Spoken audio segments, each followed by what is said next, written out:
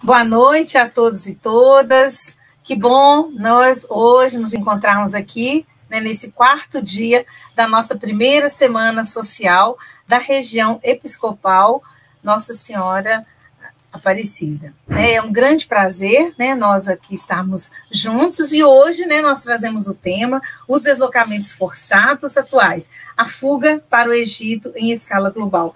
Um tema super necessário, super urgente, super pertinente para tudo que nós estamos vivendo no contexto mundial e que nós estamos vivendo também aqui dentro do nosso país, né, dentro dessa perspectiva aí de uma globalização econômica, mas de expulsão social, e que nós precisamos cada vez mais estar discutindo, conversando e buscando compreender, bem como as formas de resgate e garantia, né, do direito à vida e dos demais direitos, né, que são aí próprios e necessários para a nossa condição humana. Essa nossa atividade faz parte da 6ª Semana Social Brasileira, né, que tem como lema Mutirão pela Vida, por Terra, Teto e Trabalho. Né? As Semanas Sociais Brasileiras foi uma iniciativa realizada no Brasil desde 1991, né? Foi uma convocação da Conferência Nacional dos Bispos do Brasil, por meio da Comissão Episcopal Pastoral para a Ação Transformadora, e é uma atividade, é uma forma coletiva, juntamente com pastorais sociais, igrejas cristãs, interreligiões, movimentos populares, né, e que busca trazer reflexões a partir de demandas da sociedade, né, reflexões com a participação das forças populares e intelectuais para esse debate, né, e nós aí avançamos, então, em termos de nossas ações, né. Hoje, nós, então, estaremos discutindo esse tema, e eu vou convidar, inicialmente, a Giovana para estar conosco. A Giovana, ela que vai fazer, então, a nossa abertura cultural, né, dentro dessa semana, hoje, temos essa possibilidade, essa oportunidade de ter esse momento cultural. A Giovana, ela é graduanda do 8º período de nutrição da Universidade Federal de Unifal. Lá ela atua no programa de extensão, né, de rede de promoção de alimentação saudável e segurança alimentar. Ela também faz parte da extensão também lá como bolsista. Ela também desenvolve projeto de pesquisa na área de agrotóxicos e estresse e sobre o impacto de microplásticos, e ela participa conosco hoje, né, com um poema, né, de autoria, que ela traz para nós aí esse grito, né, de uma reflexão, né, de defesa da vida. Então, Giovana, muito obrigada por ter aceito o nosso convite, e com você, então, por favor, faça a abertura do nosso evento de hoje. Boa noite, gostaria de cumprimentar a todos que estão acompanhando aí essa noite de evento. Queria primeiramente agradecer pela oportunidade de estar com vocês, fazendo essa abertura, e eu vou declamar para vocês agora o meu poema, que ele é denominado A Fome que Alimenta. Hoje, ao acordar, me peguei a pensar: tem como me aquietar se ao meu redor podem ter pessoas sem ter o que se alimentar? E como para essas pessoas eu poderia propor um completo bem-estar se um prato básico de comida seu dinheiro não é capaz de comprar? Segundo a transição nutricional, a desnutrição está decaindo, mas nem por isso deixa de estar existindo. Não há como negligenciar. Se ela existe, já nos é motivo para enfrentar. A alimentação é um direito básico de vida. Sendo assim, ela deve ser garantida. Ao garanti-la, teremos a desnutrição que é tão cruel, retratada apenas em vestígios de papel. Mas sem dinheiro para comprar, sem produtos para trocar, sem ter terras para cultivar, como será possível se alimentar? Para fazer jus à minha profissão, eu que irei me formar em nutrição, lutarei pela garantia da alimentação, pois a fome me alimenta e eu não me formarei em vão. Pelo direito humano à alimentação adequada vou batalhar, incentivando primeiramente o ato de amamentar, pois por meio dele a equidade vive e a fome se inibe. Almejo minimizar a insegurança alimentar, manifestando-me sobre o legislar e também propondo alternativas para o lar. Famílias, vocês já pensaram em plantar? Posso te dar dicas sobre como cozinhar e sobre como esses alimentos vocês podem melhor aproveitar? O agrotóxico certamente irei rejeitar. Os transgênicos, então, nem pensar. De modo que seja oferecida comida e que esta não traga risco à vida. Uma coisa não posso negar: os conhecimentos da fisiologia, da bioquímica e do metabolismo quero aplicar, mas não de forma isolada, e sim ao conciliar com o lado político e social que me faz arrepiar. Só assim, então, encontrarei a realização de exercer a tão amada nutrição, e que minha prática, ao conciliar todo o meu saber, contribua para a garantia do bem viver. Muito obrigada pela oportunidade e uma excelente noite de eventos. Obrigada, Giovana, por estar conosco, né, por nos trazer aí, né, esse direito à alimentação como um grito social e político. E é muito bom estar com jovens e vendo jovens, né, que pensam assim. Isso nos renova, nos inspira nessa nossa caminhada aí, né, nessa busca, nessa reflexão pelo direito humano. Muito obrigada mais uma vez. Joia? Bem, dando continuidade. Que bom. Fique conosco, né? E vamos juntos aí às nossas reflexões que os nossos palestrantes vão trazer para nós. Tá bom? Bem, dando continuidade, então, conforme a nossa programação, eu vou convidar a Janaína Santos. A Janaína Santos, ela é mestre em comunicação, estudos da recepção e culturas pela Universidade Católica do Uruguai e graduada em comunicação social, com habilitação em jornalismo pela Universidade Federal de Juiz de Fora. Ela é coordenadora nacional da Assessoria de Comunicação do Serviço Jesuíta a Migrantes e Refugiados Brasil, uma organização humanitária que atua em 5 estados na atenção às pessoas migrantes e refugiadas de diversas nacionalidades. Janaína, então, abre o nosso tema de hoje sobre os deslocamentos forçados atuais, a fuga para o Egito em escala global. Janaína, nosso muito obrigada por ter aceitado o nosso convite, é um prazer e uma honra tê-la conosco, e vamos lá. Estamos Boa noite. Todos me escutam? Boa noite a todas e todos. É uma honra participar da Semana Social, né, e juntamente com os meus colegas, trazer ao centro esse tema que é tão atual, global e próximo de todos nós, que é a migração forçada. Meu nome é Janaína Santos, sou jornalista, sou trabalhadora humanitária, atualmente, né, coordeno as ações de comunicação do Serviço Jesuíta a Migrantes e Refugiados, que está presente em 56 países, né, estamos presentes aqui também do Brasil, inclusive aqui em Belo Horizonte, onde nós prestamos diversos serviços de assistência social, humanitária, proteção a pessoas migrantes, apátridas, refugiadas, solicitantes de refúgio, de qualquer nacionalidade, né?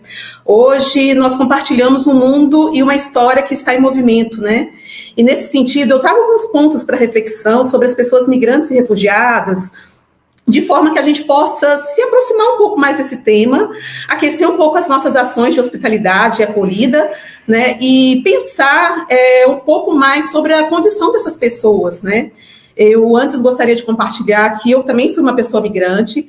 Por quase 3 anos eu passei por Angola, Inglaterra e Uruguai, então assim de um outro lugar, porque eu fui uma migrante voluntária, mas eu pude experimentar um pouco desse contexto que é você se integrar a uma nova cultura, um novo idioma, e eu sei quais são as dificuldades enfrentadas por uma pessoa que decide morar num outro país. Mas no contexto que a gente está colocando aqui hoje, é um pouco diferente. A migração forçada é uma migração à força, é um deslocamento que ele é feito por sobrevivência, né? Assim como a Sagrada Família, é uma necessidade de se manter vivo, né? Então, esse deslocamento forçado, ele pode ter vários motivos.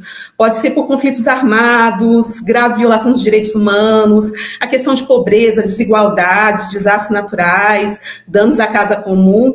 E muitas vezes a gente junta vários desses elementos que fazem com que uma pessoa deixe sua casa, sua família, seus sonhos, sua profissão, com a possibilidade de recomeçar em outro lugar, né? E as pessoas que fazem o processo de migração, elas acreditam e carregam uma esperança de que é possível realmente um recomeço, uma sobrevivência além da fronteira. E hoje, né, trazendo um pouco para o nosso contexto aqui de América Latina e também de Brasil, dentro da América Latina nós estamos diante da maior crise humanitária das Américas. É um fluxo migratório sem precedentes, que a gente está em crescimento, né, nos últimos 10 anos, praticamente duplicou o número de pessoas em situação de migração forçada. E para nós que estamos no trabalho humanitário, é um desafio que cresce a cada dia e a gente, assim, temos pouca esperança que isso vai diminuir em curto prazo. Pertinho de nós, aqui o nosso vizinho, a Venezuela, é hoje o segundo maior fluxo migratório do mundo e só perde para a Síria. Hoje nós acompanhamos, o mundo todo acompanha, né, a situação do Afeganistão, que a gente não sabe como é que essa situação vai se desenrolar, como que vai se dar isso, sobretudo no contexto das mulheres e das crianças, que são as mais fragilizadas e que carecem um pouco mais de proteção nesse contexto de violência e violação de direitos humanos.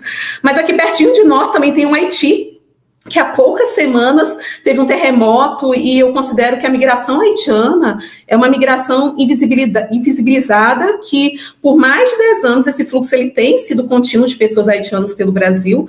Inclusive, Minas Gerais é um grande reduto de haitianos, então eu penso que tem vários recortes dentro do cenário da migração, e eu gostaria de trazer algum deles para que a gente pudesse hoje aquecer um pouco dessa discussão. E o primeiro recorte que eu gostaria de apresentar é o contexto da pandemia. Porque quando a gente fala de pessoas migrantes e refugiadas, nós estamos falando de pessoas em extrema vulnerabilidade. E com a pandemia, né, do Covid, nós deparamos com as desigualdades sociais todas acentuadas, né? E nós consideramos que, no contexto da migração, é como se fosse uma crise dentro de uma outra crise, onde o contexto do sofrimento dos migrantes é ainda maior. A maioria dos migrantes, né, que, assim, falando um pouco da nossa experiência no atendimento, a maioria dos migrantes, eles trabalham, né, em trabalhos informais, fazendo diárias de trabalho, né, e com a Covid, muitos perderam suas rendas e seus meios de subsistência. E isso impacta diretamente na comida do prato, né, na segurança alimentar, que foi um pouco da nossa colega colocou no início da apresentação cultural. E não é só na comida que isso impacta no acesso a medicamentos, no seu deslocamento de um ônibus, no pagamento de aluguel. E isso eu estou falando de um contexto de migrantes que talvez conseguiram sair da região de fronteira, conseguiram se estabilizar numa outra cidade, que não seja uma cidade fronteiriça, e conseguiram minimamente se inserir localmente naquele contexto, né? Mas trazendo um contexto assim, um pouco mais ampliado dessa discussão, a pandemia agravou o contexto da fronteira muito, e de uma forma muito crítica em Roraima. Nós tivemos as fronteiras fechadas por mais, né, as fronteiras terrestres fechadas por mais de um ano, e o que a gente considera como uma violação de direitos, né, de direito da pessoa solicitar um asilo no outro país. E isso não impediu que as pessoas continuassem migrando, né? As pessoas continuaram entrando de forma irregular, e a fronteira de Santa Helena do Harém, que é a última cidade venezuelana, até Pacaraima, é uma fronteira extensa, né? As pessoas continuaram fazendo caminhos alternativos para conseguir chegar ao Brasil através das trouxas, e se estabeleceu nesse trajeto um verdadeiro negócio ilegal. E tirando todo esse contexto crítico, né, que já é a travessia das pessoas migrantes, né, que já é com todo o contexto de insegurança e de falta de proteção, quando essas pessoas chegam aqui no Brasil, elas ficam indocumentadas, e aí elas não conseguem fazer programas de saúde, não acessam a procedimentos complexos no sistema de saúde, além do medo constante da deportação. E isso impacta extremamente na condição de sobrevivência, né? A gente pode comentar que, na ausência de vagas em abrigos, em Pacaraima, em Boa Vista e até em Manaus, muitos desses migrantes são obrigados a ficar em situação de rua ou até fazerem ocupações espontâneas sem as mínimas condições de sobrevivência para que possam conseguir manter minimamente no país. Então, quando a gente pensa esse contexto da migração nesse cenário de pandemia, são várias crises dentro de uma crise, né, de uma crise sanitária. E ainda falando assim um pouco dos venezuelanos, né, aqui em Belo Horizonte, nós, pelo Serviço Jesuíta, estamos acompanhando o deslocamento de famílias indígenas, o Aral, né, que é uma etnia específica da Venezuela, e o nosso colega depois ele vai poder falar um pouco melhor sobre a questão do deslocamento, né, da condição do indígena nesse processo de deslocamento. E a gente tem tentado acompanhar a integração dessas pessoas e fazendo todo um processo de respeitar a identidade cultural, mas é completamente desafiante para todos nós e todos da rede que estão envolvidos. E aí, já fazendo um outro recorte, além da pandemia, existe um quantitativo muito grande de migrantes que são indígenas, né? Venezuelanos da etnia Warao, Carina, Pemon, Enepá. Só os Waraus a gente tem mapeado que são mais de 5 mil que estão espalhados pelo Brasil afora. E por serem povos originários, eles não podem participar dos programas de interiorização que o governo federal desenvolve com várias organizações. Então, eles vão fazendo esse trajeto ao longo do caminho a pé, pedindo dinheiro e vai de uma cidade para outra. E assim, eles vão se deslocando por conta de uma sobrevivência, né? Os Waraus foram os primeiros a sair da Venezuela, muito por conta desse contexto da fome, que eu acho que isso agrava ainda mais o contexto da sobrevivência, porque para os indígenas a terra é a vida, e quando a gente pensa no deslocamento de um indígena migrante, é porque a gente realmente precisa nos pensar o nosso contexto enquanto humanidade. Outro tema que eu gostaria de trazer ao centro, ainda falando desses grupos em situação de extrema vulnerabilidade, é a questão do tráfico de pessoas. Existe um mercado de gente alimentado pela crise migratória. Há vários grupos especializados em explorar o trabalho de pessoas migrantes e, sobretudo, as mulheres, né, que são a população um pouco mais vulnerável. E a gente pode relatar que Roraima tem sido uma das principais rotas do tráfico, né? E não é só Roraima também, a fronteira do Acre, no contexto também dos migrantes haitianos. Então, essa chaga, com a crise migratória, ela vai meio que se ampliando nesse contexto, né? E falando um pouco do contexto do Acre, que é por onde também entra muitos dos migrantes que são migrantes haitianos, eu também queria ressaltar um outro cenário da migração, que é a migração dos migrantes haitianos, né? Que eu considero uma migração invisível, né? São migrantes pretos, num país em que o racismo me acompanha diariamente. Então, se pensa, se você é uma pessoa preta em situação de refúgio, isso, então, assim, fica muito mais evidente, né? E nisso a gente pode ver a exploração no trabalho, as condições injustas de demissão, né? Casos de racismo, porque o racismo, ele já é cruel para nós que somos os pretos brasileiros. Então, quando você visualiza um cenário de pretos migrantes, é mais desumanização da pessoa humana. Então, nesse contexto da migração forçada, eu penso que nós tivemos vários abismos sociais e raciais que a sociedade vem produzindo e a gente finge não existir, não temos políticas públicas para essas pessoas, não se discute um contexto de integração, né? Então, eu penso que é um contexto muito desumano. E um último contexto que eu gostaria de trazer para reflexão é sobre as crianças. Sempre as crianças estão sempre aos montes, sejam nos abrigos, nas ocupações espontâneas, nas ruas, nas casas de acolhida. Inclusive, na nossa casa de acolhida aqui no bairro Santa Amélia, nós estamos acolhendo atualmente 65 indígenas, né, da etnia Warao, e desses 65 indígenas, 34 são crianças, né? E de acordo com dados do Acnur, que é a agência da ONU para refugiados, mais da metade da população mundial é constituída de crianças. Então, pensa assim, metade, né, 52% da população refugiada do mundo é de crianças, de indivíduos com menos de 18 anos. Então, é uma pergunta assim, que eu deixo para todos.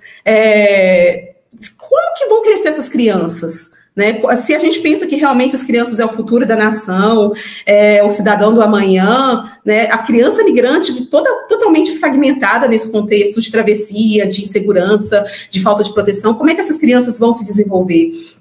Quando a gente pensa nas crianças migrantes, a gente pensa nas crianças migrantes pretas, e aí você pensa nas crianças migrantes indígenas. Então, são contextos muito complexos, né? E só já finalizando um pouco da minha fala, eu acho que a gente tem vários outros cenários da migração, mas eu gostaria de trazer esses para discussão, e eu penso que os nossos colegas também podem enriquecer um pouco mais essa discussão. O Papa Francisco, ele, no Dia Mundial do Migrante e do Refugiado, que nós vamos celebrar agora nesse último final de semana de setembro, ele sempre divulga reflexões, verbos, frases, que nos fazem refletir um pouco sobre a questão das pessoas migrantes e refugiadas. E uma frase que eu considero que é muito oportuna para esse momento que a gente está vivendo é conhecer para compreender, porque o conhecimento é um passo necessário para a gente compreender um pouco mais sobre o outro. E quando a gente fala um pouco de migrantes, muitas vezes a gente fala de números, são tantos vindos da Síria, não sei quantos do Haiti, agora vão chegar mais não sei quantos do Afeganistão, mas não se trata apenas de números, na verdade não se trata de números, não se trata de pessoas. E quando a gente fala de pessoas, se trata de todos nós. E são pessoas que têm nomes, que têm profissão, que têm uma história, que têm uma vida. E eu acho que, enquanto cristão, é o nosso dever, compromisso, saber de onde que essas pessoas vieram, o que elas fazem, quais são seus sonhos, porque dentro de uma travessia migratória se perde muita coisa, muita, mas eu penso que a gente não perde o sonho. E nesse contexto tão desafiador, eu, como trabalhadora humanitária, lidando com essa questão da migração todos os dias, mesmo que não no trabalho direto, mas fazendo toda a comunicação das nossas ações, eu acredito que sempre vão haver sinais de esperança, de solidariedade, de acolhida, de hospitalidade, que não deixam os migrantes e refugiados desanimarem e continuar seguindo, né, lutando pela vida dos seus familiares. E eu penso que nós precisamos reconhecer Jesus nessas pessoas, né? Reconhecer Jesus na pessoa migrante refugiada. Então, eu deixo esse convite à partilha, à acolhida, à hospitalidade, porque eu penso que nós estamos no momento que é oportuno e que é necessário. E, para finalizar, o Papa Francisco tem várias frases que eu gosto, mas tem uma frase que eu acho muito oportuna e muito linda, que diz muito sobre um pouco de nós, né? Que ele diz o seguinte: somos todos migrantes, ninguém tem moradia fixa nessa terra. Então, eu penso que esse é o contexto que nós estamos. Eu agradeço, muito obrigada. Excelente, Janaína. Belo depoimento, né? Um tema árduo, duro, né? E quando você traz também a questão das nossas raízes, né, dos indígenas e dos africanos, afro, né, descendentes, e traz também a questão das crianças, né, e pensando no hoje, né, as crianças, a garantia é para hoje dos seus direitos, né, para que elas possam crescer em condições de desenvolvimento. Então, assim, né, tamanha dimensão que é, a complexidade que é a questão da imigração forçada, né. Então, muito obrigada. Né, pelas rica contribuição. Nós vamos agora passar para o Frei Gilvander, permaneça conosco, tá? Obrigada. E os nossos participantes aqui no YouTube manifestem com perguntas, ao final a Janaína volta a conversar conosco novamente, tá bom? Obrigada. Bem, dando então sequência, agora nós vamos convidar então, né, nosso Frei Gilvander, grande amigo, mestre, admiro muito, e ele sabe o quanto que me faz feliz, né, poder estar com ele aqui, né, nesse dia, poder conversar com ele, né, por toda a sua trajetória, o seu compromisso, sua presença realmente, né, na luta, na garantia, né, do direito humano, do direito à vida e das suas, né, infelizmente, nesse contexto de várias violações, das diversas formas, né, que vem aí nos assolando, né, esse grande capital e essas várias, né, alianças aí contra a vida.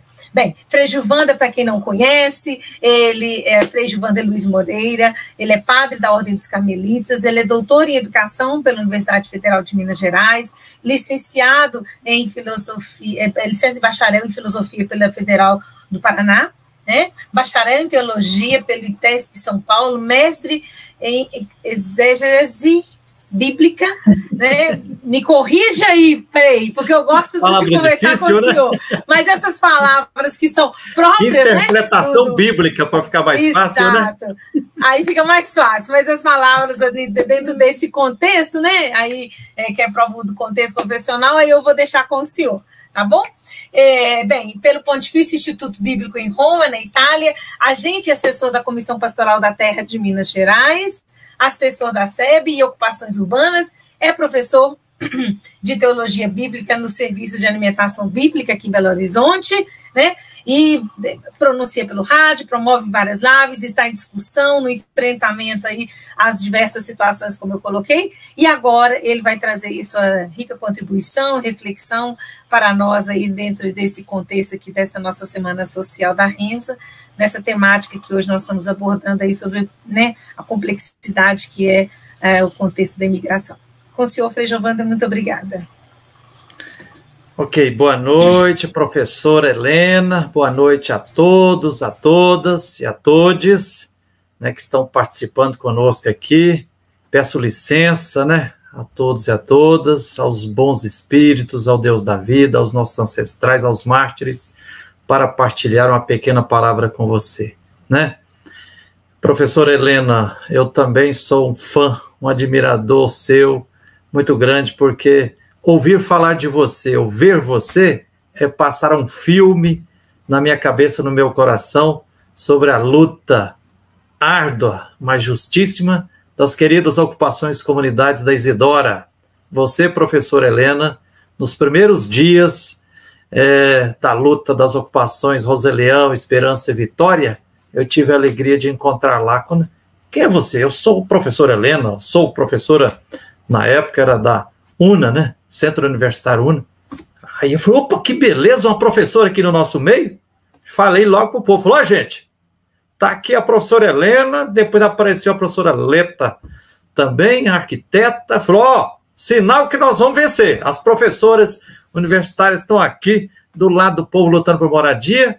Então, obrigado pela sua sensibilidade humana e compromisso na defesa dos direitos humanos fundamentais. Obrigadão pelo convite, é uma grande responsabilidade estar aqui, que beleza estar aqui participando, né, dessa roda de conversa, essa prosa nessa Semana Social da querida região episcopal Nossa Senhora Aparecida, que beleza, né?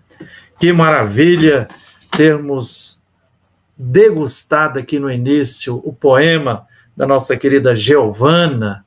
Giovana, que maravilha, continue compondo poemas, porque a sua inspiração profética, que maravilha.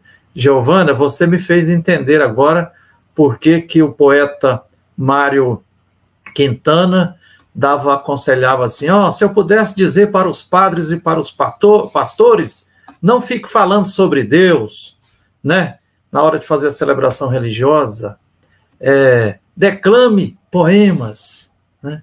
Então, que beleza. Você viu a energia espiritual, ética e profética que você partilhou conosco aqui sobre essa maravilha, necessidade que é a fome que me alimenta, né? E me fez lembrar também do grande Padre Alfredinho, que amargou 5 anos em campos de concentração, né? Debaixo das garras do nazismo, e Hitler, na Alemanha, sobreviveu e se tornou padre operário, e ele dizia assim, falou, o mundo será melhor quando os ricos começarem a passar fome.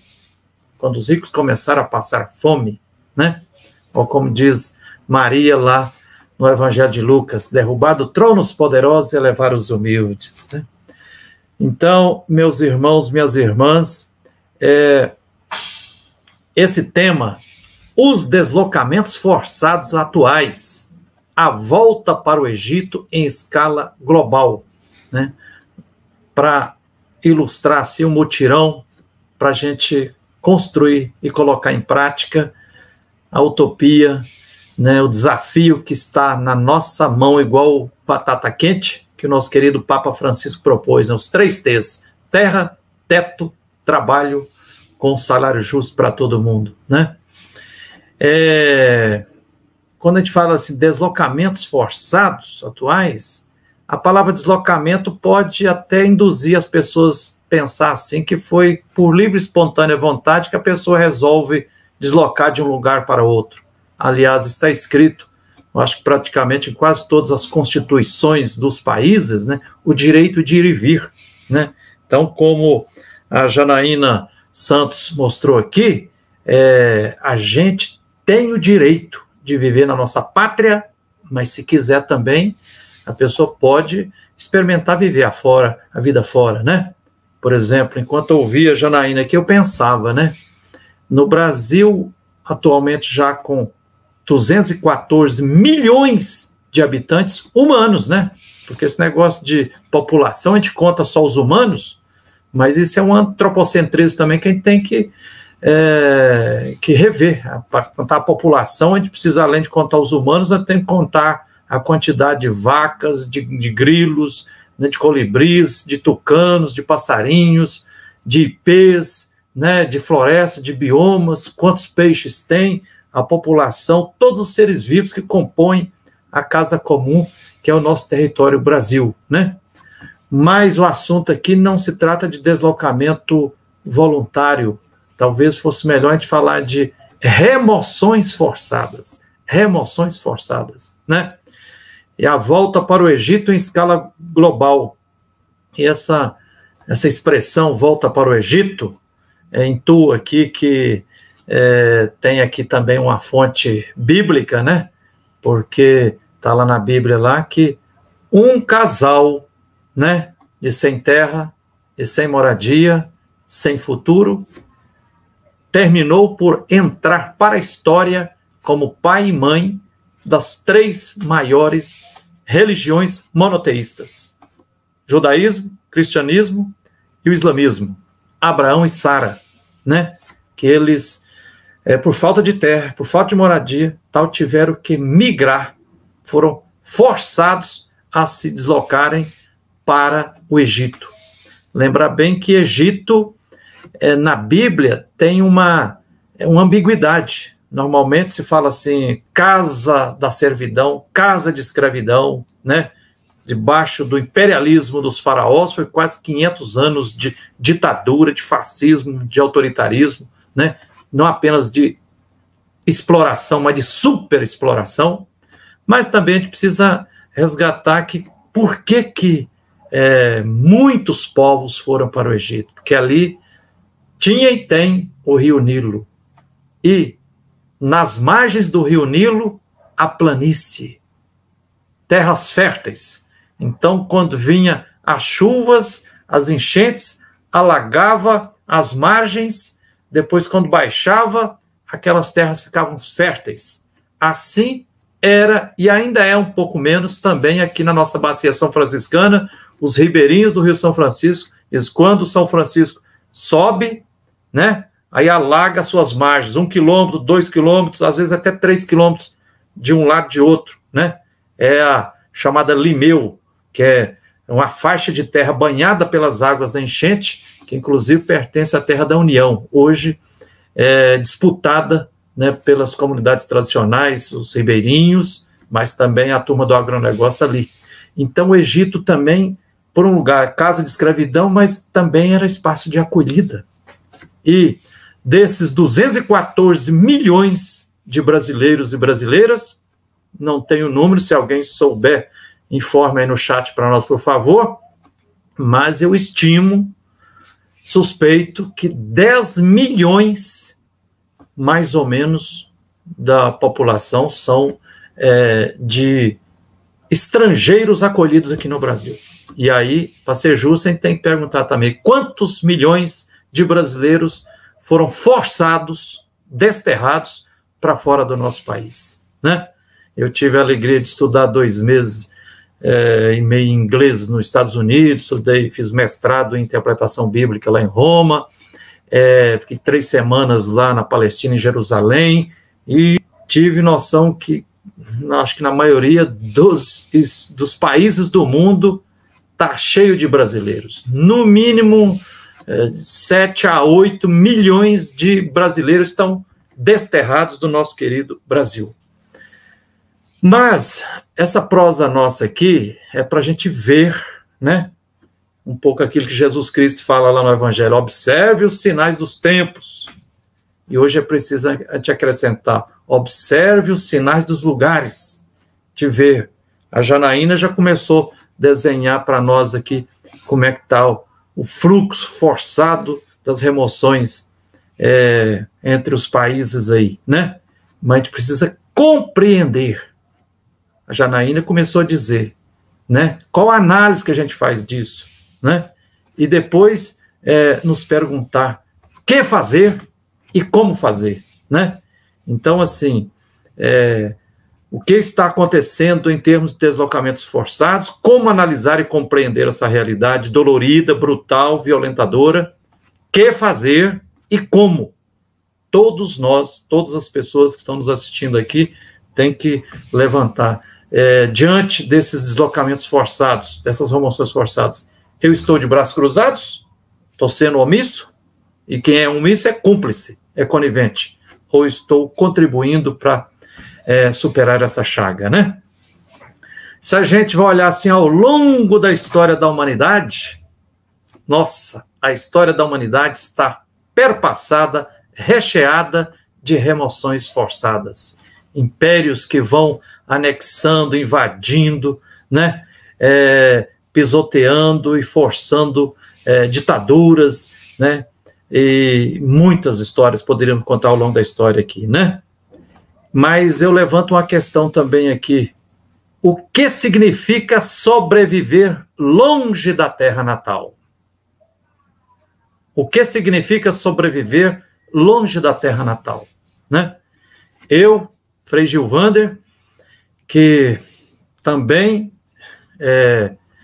fui forçado a deixar a minha terra natal, com apenas 4 anos de idade, por ser sem terra, filho de uma família camponesa, né? O papai perdeu o pai com 10 anos de idade, a vovó, papai perdeu a mãe dele com 12 anos, papai ficou o filho mais velho, arrimo de outros 7 irmãos, né? Tudo criança escadinha assim.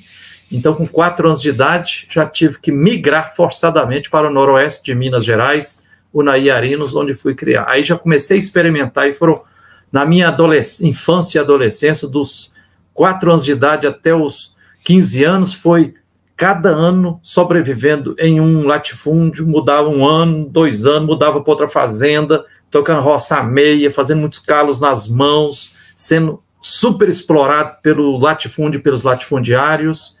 E, de vez em quando tinha uns trocadinhos, na época do Natal, lá, janeiro, papai falou assim, vamos voltar lá para a gente visitar os parentes. Então, voltar na terra onde eu nasci, pequenininha, e o papai, Gilvander, você nasceu aqui, olha, essa casa aqui era do seu tio, contar as histórias, gente, eu até fico arrepiado, emocionado, e convido cada um aqui, se quiser, coloca o testemunho aí também no chat aí, que a gente precisa recordar isso aqui. Quem não foi ainda removido forçadamente, né, como a Janaína falou aqui, que já viveu em outros 3 países, quem não viveu fora da sua terra natal não sabe, pode imaginar, mas não sentiu no próprio corpo a crueldade e as discriminações que a gente sofre ao estar desterrado. É por isso que está na Bíblia lá o Salmo 137, que me seque a mão se eu esqueço de Jerusalém. Eu sento aqui e choro na beira dos rios da Babilônia, exilado fora da terra sem terra. Pude sentir isso claramente quando eu fazia mestrado lá em Roma. Eu branco, estrangeiro, né? Hora que eu abri a boca, as pessoas já percebiam que eu não era italiano, porque eu não conseguia falar pelo sotaque da língua. Mas percebi mais ainda quando meu colega, frei carmelita como eu, era negro, e aí a gente ia juntinho várias vezes, durante 3 anos e meio, 3 vezes a polícia italiana, eu caminhando com meu colega brasileiro, frei carmelita, lado a lado, eu branco e ele preto, negro, a polícia barrava ele, pedia os documentos dele e não pedia para mim. Então, o racismo estrutural também, assim, imagine se é difícil. Eu sentia na pele quando eu abria a boca, porque meu sotaque denunciava, né? Fui fazer uma manifestação lá na Praça do Papa, a favor da reforma agrária no Brasil, levantamos uma faixa, já chegou a polícia lá, já tal, aí alguém já gritou, Frei Gilvando, você tá doido, senhor? Você tá fora da sua terra, você fizer manifestação aqui, você vai ser deportado do país, você não vai poder terminar o mestrado? Então é apuro o tempo todo, você não pode falar, você tem que ter cuidado. Meu irmão Frei, que era negro, 3 vezes vistoriado, tinha que andar sempre com o passaporte do lado ali. Quando fui fazer 3 meses da geografia e arqueologia lá na Palestina, e nós éramos 8 padres, um era colombiano. Fomos parados e bloqueados várias vezes lá pelo exército de Israel, porque o colombiano, colombiano mexe com droga, colombiano é traficante, e tal. Então, assim, estou contando esses exemplos aqui para cada um e cada uma, a gente tem que... Por isso que é importante a gente procurar conviver, ouvir, dialogar, ouvir as histórias de quem está vivendo fora da própria terra, né? Porque é um desrespeito à nossa dignidade muito grande, né? Sebastião Salgado, grande fotógrafo brasileiro, né? Fez uma amostra fotográfica sobre os grandes movimentos forçados de populações no todo mundo. Então, assim, imagina aqueles... quando vê agora as multidões do Afeganistão, mas assim, as guerras e esse capitalismo, essa máquina de moer vidas, né? Agora é preciso a gente também olhar para dentro do nosso Brasil, porque o Brasil, né, sendo o 5º país em extensão territorial, né, metade da América Latina é o tamanho da Europa, então aqui é um continente, de fato. Então a migração forçada também, né, as remoções forçadas que acontecem, por exemplo, dos nordestinos, milhões de nordestinos foram forçados a deixar a terra natal, querido e lindo Nordeste, para tentar sobreviver em São Paulo, no Rio de Janeiro, em outros lugares, né? Ou foi para Rondônia. Os sulistas, os pequenos agricultores, os sem terras lá do Rio Grande do Sul, tiveram que migrar para o Centro-Oeste, para Rondônia, né? Quantas migrações. Aqui no Brasil, nos últimos 50 anos, o êxodo rural, né? Uma imensa, se a gente fechar os olhos assim, imagine 50 milhões de brasileiros, né, sendo forçados, expropriados do campo e enxotados para as periferias das capitais e das grandes cidades brasileiras. 50 anos atrás, a maioria do povo brasileiro estava no campo. Hoje, quase 90% estão nas cidades, né? Por quê? Porque o campo está sendo tomado pelo agronegócio, fortalecendo essa iníqua e satânica estrutura latifundiária do Brasil, né? Agora, você imagine para as pessoas que têm uma cultura camponesa, Belo Horizonte ainda é considerado uma roça grande, porque você vai ver as pessoas de 50 anos para frente, para cima, que está nas favelas, nas ocupações. Você pergunta, onde é que você nasceu? Todos nasceram ou no interior de Minas, no norte de Minas, Vale de Jequitinhonha, no noroeste, ou veio da Bahia e tudo, só os jovens que estão nascendo aqui, né? Então, a maior parte do povo brasileiro está deslocado de forma forçada, não está tendo a alegria de viver com dignidade na sua terra natal, que é o amor que a gente tem à terra natal, né? Agora, é importante também, nessa roda de conversa aqui, a gente tem que superar o antropocentrismo, a gente não pode só olhar para os humanos, para a dignidade humana, já disse o nosso querido Papa Francisco, na encíclica Laudato Si, de junho de 2015, né? A gente precisa perceber que também, desde o início da Revolução Industrial para cá, 1850 para cá, está acontecendo também remoções forçadas de biomas e ecossistemas. Então, assim, são mais de 150 anos em que estão deslocando, removendo de forma forçada, né, o Cerrado, a Mata Atlântica, o Pantanal, a Amazônia, os Pampas estão sendo cerrados. Primeiro era no Machado, depois no Motosserra, agora nos tratores, agora no incêndio. Então, a gente tem que ver também, imagine se o irmão Cerrado pudesse falar as agruras que ser decepado pelos tratores, a Amazônia, pulmão, rim do mundo, sendo removida também, né?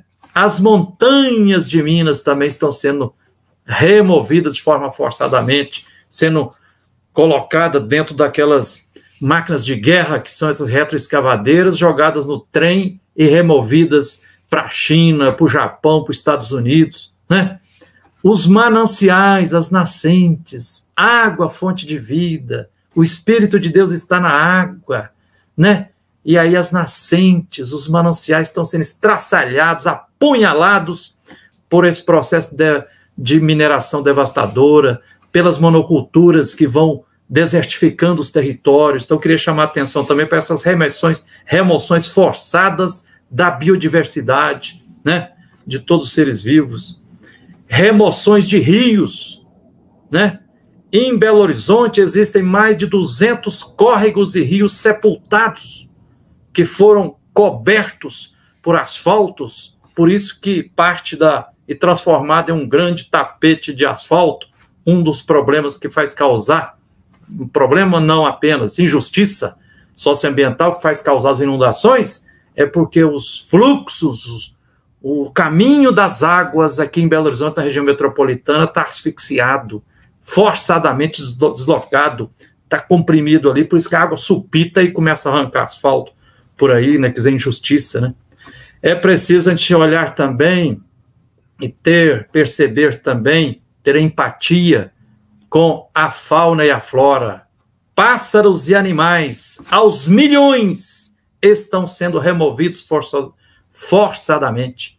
Eu estou tendo a alegria e a responsabilidade de morar aqui ao lado da Mata do Planalto, no bairro Planalto, em Belo Horizonte, né? E a gente está lutando aqui há já 12 anos para tentar impedir a devastação da Mata do Planalto, e a cada mês a gente percebe como é que a mata está ficando mais cheia de passarinhos, a população dos micos aumentando, dos tucanos, dos colibris, dos bem-te-vi, a flora e a fauna, quero vigor, tudo. E aí eu já vi várias teses de doutorado na UFMG mostrando como é que a migração forçada de animais e de passarinhos do campo para as cidades, porque o campo sendo devastado, né, pelas monoculturas, acabando com os biomas, eles têm que tentar sobreviver nas cidades aqui.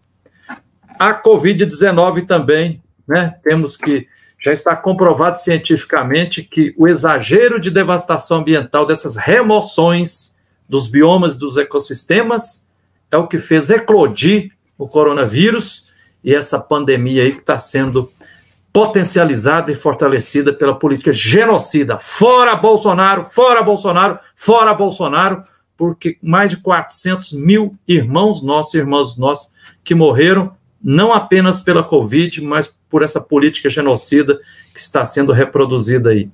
Para encerrar minha fala aqui, a gente precisa, como analisar essa situação? Consequências de que acontece essa trituração, essa brutal violência com essas remoções forçadas? A Janaína começou a falar aqui, ela falou, pode ser guerras, acidentes, terremotos. Olha, isso é café pequeno.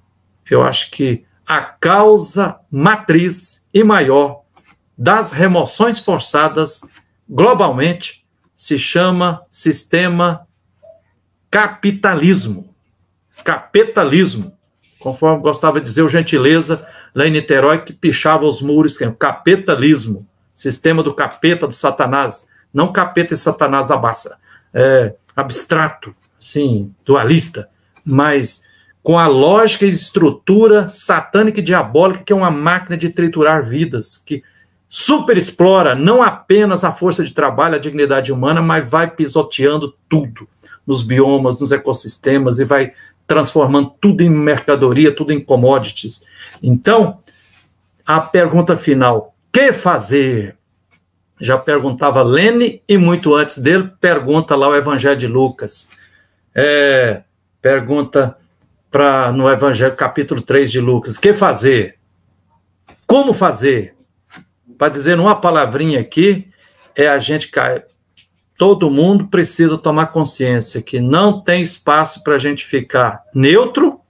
Aliás, ninguém é neutro. Nem sabonete é neutro, né? Todo mundo, consciente ou inconscientemente, está de um lado. E como diz o bispo Desmond Tutu, quem se diz neutro ou apolítico, numa sociedade estruturada de forma injusta e covarde, está assumindo a postura do opressor, né?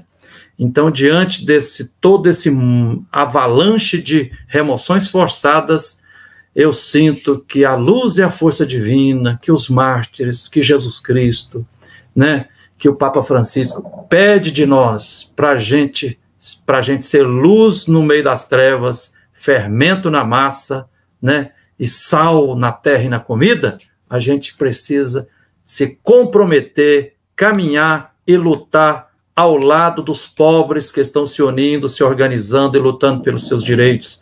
Isso significa, na prática, a gente precisa participar dos movimentos sociais populares, das forças vivas da sociedade, para a gente reconstruir e refundar o nosso querido Brasil, criando condições objetivas que garantam a reprodução da vida. Não basta a gente ter um discurso amoroso, é importante, não basta a gente ser solidário, é importante, mas é importante também a gente lutar por justiça, né? Ultimamente tem me inspirado muito, quando eu tive a alegria de, durante 12 anos, lecionar sobre Evangelho de Lucas, Atos dos Apóstolos, Evangelho, Novo Testamento, em várias faculdades de teologia, gosto muito de mostrar das várias características que os 4 evangelhos da Bíblia apresenta, tem uma que eu acho que é imprescindível, que a gente não pode esquecer. Se a gente olha assim nos 4 evangelhos, principalmente nos 3 evangelhos sinóticos, Mateus, Marcos e Lucas, e pensasse a missão pública de Jesus em 2 fases. Na primeira fase, né, do início dos evangelhos até a metade dos evangelhos mais ou menos, é o Jesus sendo solidário, compassivo e misericordioso, no meio do povo, abraçando todo mundo, as mulheres que eram discriminadas, as crianças, os doentes, fazendo os milagres. Era o Jesus cativante, aquela solidariedade, fazendo os milagres, tudo, e todo mundo abraçando e queria estar com Jesus. Jesus ia para lá, o povo ia atrás e tudo. Mas quando chega no meio da missão de Jesus, mais ou menos no meio dos evangelhos, está lá uma crise que os biblistas chamam de crise galilaica. O que é isso? É quando começa a aparecer, mais do que incompreensões e críticas, começa a aparecer ameaças de morte para cima de Jesus. Melhor dizendo, ameaças de morte e de ressurreição. E aí, muitos dos discípulos e discípulas tremem na base. Até o Pedro chegou para Jesus: ô Jesus, vamos colocar a viola no saco, vamos virar para trás, vamos voltar para Galileia, você está marchando para Jerusalém, lá na Galileia todo mundo estava te aplaudindo, você fazia os milagres, todo mundo, Jesus é 10, Jesus é tudo, que beleza. Então agora, estão dizendo que vai te matar, vamos interromper essa caminhada? Jesus, possuído por uma ira santa, pega o Pedro pelo colarinho, fala assim: Pedro, você não é homem não, sou? Honra a sua calça? Ué, Satanás, sai fora de mim! Você quer me desviar do caminho? Ali, no meio da missão pública, Jesus estava iniciando uma nova fase e um novo jeito de Jesus evangelizar. Qual foi? Na segunda fase, a característica mestra, coluna mestra da ação missionária de Jesus e do ensinamento de Jesus Cristo, não é mais solidariedade, compaixão, ternura, mas passa a ser luta por justiça. Luta por justiça. Aí vai diminuindo gradativamente os milagres e Jesus começa a apertar os parafusos e denunciar os verdadeiros causadores, né? Porque Jesus chegou à conclusão que se ele ficasse sendo só solidário, não estava adiantando nada. Ele partilhou e multiplicou o pão, mas aumentou o número de famintos. Curou os 10 ceguinhos, daqui a pouco tinha 50 cegos. Desparalisou uns, depois tinha um número maior. Aí Jesus falou: tem causas causando isso. Aí Jesus começou a ver o governador está sendo opressor. Herodes, raposa! Fala para essa raposa que eu não vou baixar a cabeça para ele, não. Os saduceus eram os grandes proprietários de terra, mas super piedosos. pagava dízimo, puxa-saco dos sacerdotes e tudo e tal. Jesus, vocês são os hipócritas, sepulcaiados, falsos, hipócritas. Parte dos fariseus também, Jesus chama na raia. Aí Jesus vai perdendo apoio popular.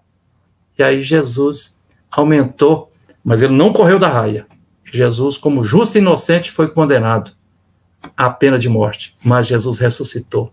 Deu com os burros na água aqueles que tentaram liquidar com o projeto de Jesus, porque ele ressuscitou. E Jesus está vivo no nosso meio, fortalecendo. Termino dizendo que eu acho que a missão nossa, diante dessas remoções forçadas, é a gente colocar em prática essas duas dimensões da missão pública de Jesus. Com um braço, a gente ser solidário, compassivo, misericordioso, né? Ternura, cuidado, empatia. Com outro braço, a gente lutar pela justiça, né? Por justiça agrária, por justiça urbana, por justiça ambiental, para superar o racismo, superar a homofobia, superar toda e qualquer discriminação. Unindo essas duas coisas, aí nós seremos reflexos da luz e da força divina. Brigadão a todos pela atenção e vamos tocar para frente, professora Helena. Obrigado. Frei Gilvander, grande mestre, sem dúvida alguma. Eu vi que uma das pessoas que estão participando conosco colocou assim: nossa, que bom que eu cheguei a tempo de conhecer o Frei Gilvander. Que bom mesmo, viu, Maria Rosário? Grande mestre, grande, né, pessoa, entendeu? Um lutador, um corajoso, tá? E essa reflexão, né, toda rica que o senhor traz aqui para nós, uma reflexão catequética, né, nos ensina, né, uma reflexão de visão de totalidade, extrapola, né, como o senhor muito bem colocou, a condição humana, a questão da biodiversidade, dos biomas e tudo mais, a questão semântica, né, vai para além de um deslocamento, né, na questão do direito de ir e vir, é remoção. E quando se fala em remoção forçada, a gente fala em estrutura social, e aí nós temos aí clareza da necessidade de identificar a quem interessa. Né, esses atores, né, que não reconhecem o direito à vida como direito de vida digna para todos, mas, né, como privilégios, como exploração e poder. Grande mestre, muito obrigada, né, muito nos honra tê-lo conosco. Né? E tá, o pessoal tem perguntas, tem agradecimentos, mas ao final eu retorno a palavra para o senhor, tá bom? Que beleza, sigamos. Obrigada. Bem, dando continuidade aqui, agora nós vamos convidar, né, a Angorô, que está conosco esta noite. A Angorô, ela é cacique da tribo Pataxó Ranhê, habitantes da região sul da Bahia, né? O histórico do contato desses grupos com os não indígenas se caracterizou por expropriações, deslocamentos, e aí eu vou, né, já me apropriar, né, da semântica que o Frei trouxe para nós, né, da remoção forçada, transmissão de doenças e assassinatos. A terra que lhes foi reservada pelo Estado foi invadida em 1926 e grande parte foi convertida em propriedades particulares. Apenas a partir da década de 80 teve início um lento e tortuoso processo de retomada dessas terras, cujo desfecho parece estar muito longe, e haja visto que nós, né, ouvimos e assistimos na semana passada, e estamos aí acompanhando aí em termos aí né, do que está acontecendo em Brasília. Então, por gentileza, a palavra está com a senhora, então, Angorô. Muito obrigada por tê-la conosco esta noite. Tacorã, boa noite, vocês estão me ouvindo? Sim, tá ótima. Isso. Meu nome é Angoró, sou cacica da aldeia Caturama, do povo Pataxó Ranhã e Pataxó. A minha comunidade, né, ela fica localizada aqui em São Joaquim de Bicas, na antiga mata do japonês, né? Eu estou na comunidade agora, inclusive estou perto da fogueira. A gente fomos atingidos, né, também em 2019, por aquele crime da Vale, né, ali em Brumadinho, e a gente teve ali uma migração, né, também para a cidade de Belo Horizonte, uma migração forçada, onde a Vale, ela queria tirar da nossa comunidade o direito de sermos protagonistas dessa história. Mas eu quero deixar aqui um grande abraço ao Frei Gilvander, um grande companheiro, um grande defensor, da nossa causa, do nosso povo, ele conheceu a história da nossa comunidade, a aldeia Naoxorã, Pataxó-Ranran, ali nas margens do rio Paraupeba. Foi uma das primeiras pessoas, junto com o SEDEF, o CIMI, a FUNAI, nos apoiar. Na época da fundação, o cacique era meu cunhado, depois passou para o meu esposo, né, que estava na época do rompimento da barragem. E hoje, nesse contexto, após o crime que a Vale cometeu em Brumadinho, que aquilo é um crime, não é um rompimento,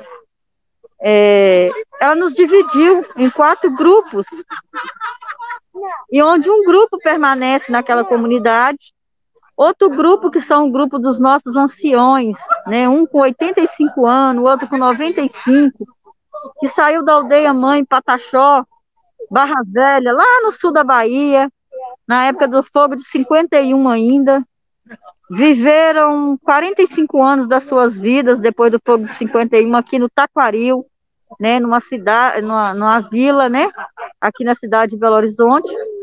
E em 2017, no dia 9 de outubro, a gente se reencontrou todos novamente para fazer um resgate da nossa cultura, do nosso povo, ali às margens do rio Paraupeba. E aí a gente tem um outro grupo, meus queridos, que eles também vivem hoje dividido no Parque São Pedro, né, que é um outro bairro. E tem o meu grupo, as 20 famílias, né, que são atingidas também pelo rompimento da barragem, que com a gente, Yamsum, né, e Tio Pai, que é o Deus que nos criou, foi mais piedoso. A gente conseguiu, pela Nipo Brasileira, Associação de Cultura, a doação desse território, né? Hoje essa área ela tem 36 hectares, e a gente teve a posse dia 9 de junho, mas quando a gente chegou nesse território, como tudo não vem fácil, né? Tudo a gente tem que lutar para adquirir, nossos povos indígenas, comunidades tradicionais, né? Então, o que aconteceu? A partir do dia 12, um grande grupo de grileiros apareceram aqui reivindicando que essa área era deles. E aproximadamente 1.500, eram 250 pessoas que tinham cercado 1.500 lotes dentro da área. E aqui dentro, eles conseguiram destruir 3 pés de copaíba, que são plantas nativas, são plantas que vocês não têm aqui em Minas Gerais, onde que por ano, cada copaíba dessa, a gente ia conseguir produzir 30 litros de óleo, né? Vocês sabem que o óleo de copaíba, ele serve para vários tipos de doença, né? Aqui também eles tiraram muita braúna, muito roxinho, muita peroba. Tem pés de jatobá de mais de 50 anos, e o jatobá para o nosso povo é uma árvore sagrada. A gente teve uma migração forçada da Bahia para cá. A gente não veio porque a gente queria estar aqui em Minas Gerais. A gente veio atrás de subsistência, de melhorar a vida da nossa comunidade. Porque nós, os povos Pataxó-Ranran, a gente tem terra demarcada. Temos sim. Essa terra ela foi demarcada depois da morte do nosso primo Galdino, que pagou com sua vida para que nós tivéssemos terra demarcada. E depois da morte do meu primo, completa-se hoje no Brasil 22 anos que o povo Pataxó-Ranran, que o povo Pataxó no sul da Bahia e tantos outros parentes não tem mais terra demarcada, né? Então, a gente veio para aqui porque vocês são ricos de água e nós somos filhos de Tapai, que é o Deus da água, que é o Deus que nos criou, né? Nós precisamos do rio para fazer o nosso ritual a Tio Pai, aos nossos naô, né? Para fazer os batizados das nossas crianças, nosso ritual. E na minha comunidade lá no sul da Bahia, né? Na aldeia Catarina, Paraguaçu, nós sofremos com a falta d'água.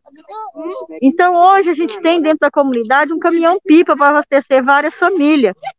Porque devido às empresas de eucalipto, de celulose, né, a Veracel, ela cercou a aldeia, né, em volta. E o eucalipto, como todos vocês sabem, ele puxa muita água. Então era um caminhão-pipa de 5.000 litros para abastecer a comunidade. E aí o meu cunhado, junto com a minha sogra, o meu sogro, meu esposo e mais 2 irmãos dele vieram, porque falaram para eles que em Belo Horizonte tinha uma feira hippie, que eles iam vender e ia conseguir buscar ajuda para a comunidade. E eles veio com um sonho de resgatar, ajudar a comunidade. Vivemos ali 6 meses no Shopping Uai, fomos para a rua, explorar as ruas, né? Mas não foi fácil, a gente sofreu discriminação, a gente perdeu 2 parentes indígenas, um Pataxó e um Pataxó-Ranran, que era meu tio, assassinado. A polícia tomava nossas mercadorias, a gente não podia usar nossos trajes. Então o que teve a fazer foi entrar na área da RRX, que é uma empresa de mineração, nas margens do Rio Paropeba, na divisa de uma fazenda que era do Eike Batista. Só que o sonho durou muito pouco. O sonho durou só 2 anos. Mas nesses 2 anos a gente tinha muita fartura. A gente tinha ali no rio 25 espécies de peixe catalogada de água doce. A gente tinha nossas hortas. A gente viveu, logo que chegou, em barracas igual a gente está aqui na mata, né? Barracas de lona. A gente lutou e reergueu com a ajuda do CIMI, do Frei Giovan, de tantos outros apoiadores. E quando a gente estava com o sonho reerguido, veio o crime da Vale e destruiu tudo. Então, assim, a gente sofre todos os dias, né? É com a migração, é quando a gente conquista o direito do nosso território, ele é nos tirado à força, né? Nós já temos aí 521 anos de massacre do nosso povo, mas hoje, graças a Deus, a gente também teve uma grande conquista. E aí, a maior conquista que a gente teve hoje foi vencer essa PL 490, o marco temporal. Embora essa mata que a gente está, esse território, ele não entraria dentro desse marco temporal e nem da PL 490, mas é uma conquista de todos os nossos parentes, de todo o nosso povo, né? Que aqui em Minas a gente ainda tem a retomada, né, da parente Marinalva, que não é demarcada. A gente tem a Naoxorran, que ainda tem outro grupo lá que não é reconhecida, como tantos outros parentes lutando por território. E hoje a gente está aqui dentro, né, para poder proteger os nossos rituais, a nossa cultura, preservar a vida das nossas crianças, dos nossos anciãos. A gente está aqui hoje peitando grileiros, né? Mas a gente tem hoje a posse legal desse território. E hoje a gente teve mais uma conquista aqui dentro, que foi a conquista, né, do direito à água, né?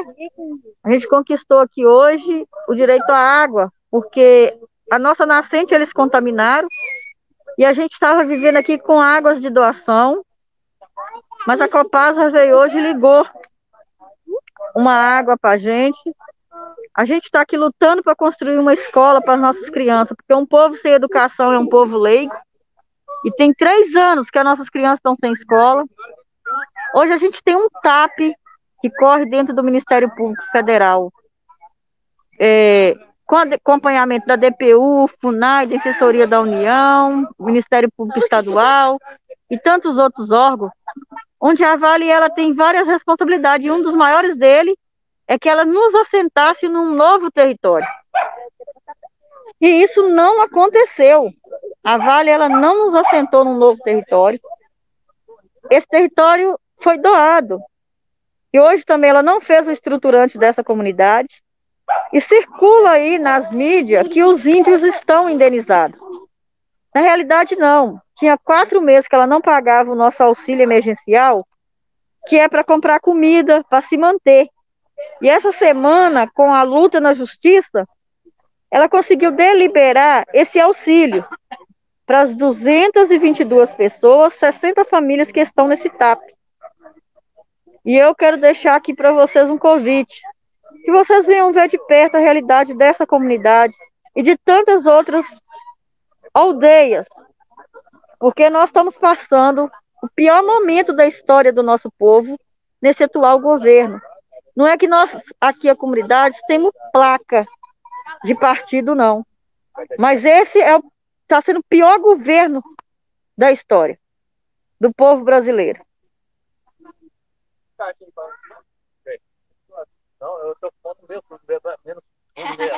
Então é muito triste, muito, muito triste, né? Então eu deixo aqui para vocês esse relato, compartilho com vocês a realidade. Aqui em Belo Horizonte hoje, a gente tem vários parentes vivendo em contextos urbanos. As aldeias têm muitos parentes ainda sem a vacina. Aqui na minha comunidade mesmo tem muitas pessoas sem vacinar. As pessoas estão achando que a vida do indígena é fácil, que nós estamos bem assistidos por sermos atingidos por esse crime da Vale. Não. Aqui dentro da minha comunidade, vocês podem vir ver, eu tenho grávida, crianças, anciões, e tem mais comunidades aqui em Minas que estão sofrendo com as mineradoras. Então nós não somos invasores, né? Nós não estamos aqui em cima dessa terra da mata do japonês, da aldeia Caturama, tomando terra de ninguém. Nós só estamos aqui porque a gente tomou a posse legal dessa terra, dessa doação. Jamais a gente fazeria isso, né? Então eu deixo aqui meu convite para todos vocês, que vocês venham conhecer, que vocês também possam ir nas aldeias aqui em Minas, né, dos nossos parentes aqui em Carmésia, que vocês vão ver a realidade deles também sofrendo com a mineradora Anglo, que está puxando toda a água de uma das sedes do nosso povo, onde o ritual mais sagrado do nosso povo, que é o ritual Atiopai, pode não mais acontecer por falta d'água, onde a gente tem ali um dos pioneiros da luta do nosso povo indígena, né, aqui em Minas Gerais, que é o cacique Soim, né, que ele e seu Mangangá foi grandes líderes, né, seu Mangangá foi o primeiro pataxó a pisar no solo mineiro, depois Soim, que é um cacique ainda, que tem 40 anos de cacicado ali em Carmésia. Nós temos Tionang, nós temos Mesaque, nós temos Dona Nete. Então, essas aldeias estão como nós. O nosso Tiopai, o nosso ritual sagrado, está comprometido por causa dessas mineradoras. A gente teve aí o maior crime ambiental da história do nosso país, o maior crime contra a fauna, a flora, contra a vida, que é mais grave, que eu quero ressaltar aqui, onde milhares de vidas foram ceifadas, um crime que está caindo no esquecimento da sociedade. Então vocês precisam começar a ter olhares, Frei Giovando, o senhor que trabalha com a denúncia dessas comunidades, como elas estão após, já vai fazer 3 anos. Aqui na minha comunidade a gente ainda não conseguiu nem o contrato da nossa consultoria, que é quem vai falar os danos que esse povo sofreu, né? Aqui na minha comunidade já tem pessoas com laudo médico na mão, com tumores no estômago, porque ficou comendo peixe contaminado, caça contaminada. Tem pessoas que já tiraram tumores na região da boca, está voltando. Crianças com ferida que some e volta, né? E aí, hoje, quando a gente consegue uma área que a gente quer preservar, a gente quer cuidar de uma nascente, de uma mata, é falado que nós estamos atrapalhando o crescimento global, que nós estamos atrapalhando o desenvolvimento. Mas onde nós temos um consumismo que está nos matando, um consumismo que está tirando de nós o que é de mais sagrado, que é a nossa água, que é nosso ar, que é a nossa mata, que é a nossa biodiversidade que nós temos nesse país. Então nós queremos muito pouco. Aqui hoje na mata do japonês, eu como cacica desse lugar, da aldeia Caturama, nós estamos aqui lutando por vida de várias pessoas, porque aqui está à noite, mas se vocês verem, atrás de mim está cheio de pessoas lá no fundo, né, que a gente estava dançando, fazendo nosso auê, em comemoração à vitória dessa PL 490, desse marco temporal. Tem outros na fogueira. Então, assim, eu deixo aqui o meu agradecimento a vocês por nos deixar falar um pouco da realidade que nós, povos indígenas, estamos enfrentando hoje. Mas deixar nossa espiritualidade, jamais. e defender a Mãe Terra, as matas e os rios de Minas Gerais é o nosso objetivo. Nitiaueri, muito obrigada. Gorro, né, como vários colocaram aqui, eu também me sinto tocada, né, porque essa sua fala, é um grito de socorro e é também um grito profético, né? As denúncias que a senhora traz para nós, que a senhora apresenta e que incomoda todos nós, enquanto seres humanos, enquanto, né, a nossa história, a história do nosso país, a garantia da biodiversidade, a garantia do direito à vida, né? Então, agradeço a senhora, né, por aceitar estar conosco e trazer então, para nós, né, e aí para todos que estão nos ouvindo, e vai ficar gravado, vai ficar disponível no YouTube, esse grito de socorro e esse grito profético também, tá? Eu vou convidar aqui para voltar, né, para estar conosco aqui a Janaína e o Frei Gilvander, tá? Que agora nós, né, vamos, então, retornar. Tem vários comentários, agradecimentos, reconhecimento da importância, né, de todas as reflexões que os senhores promoveram, os senhores, né, o Frei Gilvander, Angorro, né, e a Janaína trouxeram para nós hoje. E tem aqui algumas perguntas, né? Então eu vou repassar, tem duas perguntas para você, Janaína, tem também para o senhor Frei Gilvander. Aí eu gostaria então de pedi-los, por gentileza, que respondesse já, né, finalizassem a fala, como fiquem à vontade, e depois Angorro, tá bom?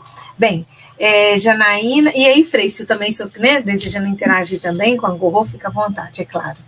Janaína, duas pessoas perguntaram aqui sobre as ações da ação de imigrantes e refugiados que tem articulação se tem articulação em nível mundial em prol da migração de retorno, tá?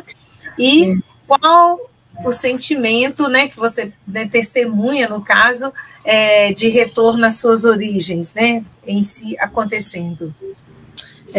Os retornados, né, é um outro contexto que eu não abordei, mas que o Serviço Jesuíta, né, que é a organização que eu trabalho, ela não atua diretamente no contexto dos retornados, né, não sei se eu entendi bem a pergunta, porque o retornado também é um outro contexto de uma migração meio que reversa, né, é o migrante que ele foi, né, brasileiro, que foi para outros países e por algum contexto de legislação, né, ou de irregularidade na questão documental, ele não conseguiu entrar ou foi pego ilegal, de alguma forma irregular, e teve que retornar. Então, existe dentro do Brasil, né, organizações que trabalham, né, com a reinserção dessa pessoa dentro do mercado de trabalho, dentro da sociedade brasileira, mas o Serviço Jesuíta, ele atua somente realmente com os migrantes e refugiados que chegam ao Brasil, né? Então, tem organizações que trabalham, né, com esse tema, né, dos retornados, mas nós não trabalhamos com esse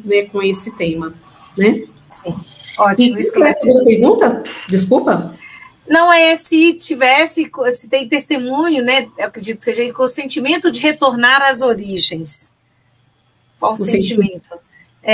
Né, se tem algum relato, ou, né, contar algum testemunho. Não, o que eu observo, assim, até fazendo uma leitura das histórias, né, que eu, como jornalista, eu gosto muito de escutar as histórias dos migrantes, né, e, sobretudo, assim, visualizar as possibilidades de mudança, de inserção local, né, de recomeço, e a maioria dos migrantes, eles gostariam muito de retornar para sua casa. Eu acho que o Frei Gilvander, ele trouxe dois temas, né, duas palavras que eu acho que é muito do contexto, que é dos desterrados e dos removidos, e fica a angústia do retorno, né? Então, assim, eles querem se restabelecer, querem recomeçar uma nova vida, mas todos pensam na possibilidade de quando o país que eles saíram estiver numa melhor condição, de poder fazer esse retorno, né? E ajudar o próprio país a se reabilitar, a crescer e a retomar, né, o crescimento. Então, é um pouco dos relatos que a gente tem acompanhado aí, tanto dos migrantes venezuelanos, né, que é a migração mais forte hoje, mas também dos migrantes haitianos, né, e dos outros migrantes também que voluntariamente às vezes vêm, né, não só os deslocados forçadamente. Tá ótimo, excelente, muito obrigada. Acredito, né, que respondeu. Eu passo agora, Frei Gilvander, né, tem 2 perguntas aqui direcionadas ao senhor. Se o senhor sabe nos dizer de alguma experiência bem-sucedida de política governamental de inclusão que considere possibilidade de retorno também. E como o senhor sugere que esse assunto, né, tão importante, seja tratado nas paróquias, para além de benefícios sociais, né? O que o senhor sugere aí que possa ser, como introduzir esse assunto, como discutir aí nesse cotidiano das paróquias? Ok, professora Helena, antes de dizer uma palavrinha sobre as 2 perguntas, deixa eu expressar aqui minha grande alegria por estar vendo aqui a cacica Angorro, né? Fiquei emocionado aqui com a sua partilha. Cacica Angorro, continue contando comigo, Frei Gilvander, continue contando com a Comissão Pastoral da Terra, né? Com o CEDEFES, com o CIMI, que depois eu quero combinar com você para em breve voltar aí para visitar, para a gente fazer assembleia e gravar mais vídeo-reportagens, né? Como você falou, eu tive a alegria, assim que vocês chegaram dentro da mata, lá do lado do Rio Paropeba, preservando aquela maravilha, né? Então, eu estou muito feliz. Abrace por mim todos os parentes aí. E que maravilha, Cacique Angorro, você estar participando conosco aqui, ó, veja bem, nós estamos na cidade e ela no meio, na aldeia, no meio da mata, do lado da fogueira, né? As criancinhas indígenas brincando, que maravilha, né? Parabéns. Que a luz e a força de Tupã, de todos os ancestrais, nossos parentes indígenas. Tem uns dormindo, Frei Gilvander, olha, que a gente não tem cama aqui, né? Os colchõezinhos é no chão, ó. Olha, as crianças deitadas, que beleza. Dê um abraço em todos aí, viu? Angorro, outra coisa, eu vi que você está festejando aí, mas assim, sobre o julgamento do marco temporal que está em curso no Supremo Tribunal Federal, não terminou ainda não. Hoje foi o voto do ministro Fachin, que é o relator, né? Mas nos próximos dias vai continuar, todos os outros ministros vão ter que se pronunciar. Então, vamos continuar mandando energia boa. Nós vamos vencer, Frei Gilvander, porque nós vencemos. Viu? Então, eu aproveito, Angorro, para animar todo mundo que está nos assistindo aqui, ó. Por exemplo, no meu canal no YouTube e no meu site, gilvander.org.br, tem alguns textos. Eu gravei um vídeo também, mostrando assim, marco temporal, terra para os povos indígenas ou para o agronegócio devastador. Então, esse marco temporal é coisa do capeta, do Satanás, é uma mentira, é uma farsa jurídica do agronegócio, dos latifundiários, dos grileiros, dos devastadores. O correto é derrubar essa tese. Então, eu peço, pelo amor de Deus, por amor aos parentes indígenas e a toda a sociedade, né? Se comunique também na internet, e se posicione, compartilhe os vídeos a favor dos indígenas, porque derrubar esse marco temporal é salvar os povos indígenas e é salvar o povo brasileiro também, né? Porque senão os latifundiários vão tomando conta de toda a terra, né? Frei Gilvander, a gente precisa de comida na mesa orgânica, sem agrotóxicos. Exatamente. Precisamos sobreviver, esse agronegócio. Exatamente. Agora, professora Helena, das 2 perguntas que você falou, primeira aí, né? Se eu conheço algum exemplo positivo de política pública que sinalize uma solução para a questão das remoções forçadas, dos deslocamentos forçados. Conheço uma que foi feita só um pouquinho assim, no Brasil, se chama reforma agrária, né? No Brasil já tem quase 1.000 assentamentos de reforma agrária, quer dizer, 1 milhão de famílias que estão assentadas, né? A metade, 500 mil famílias são do MST, os outros são de outros movimentos culturais, movimentos camponeses. Essa é uma política, só que nós fizemos 0,5%, nem 1% da reforma agrária necessária. Então, uma política pública que nós precisamos continuar correndo atrás dela, aliás, são 2.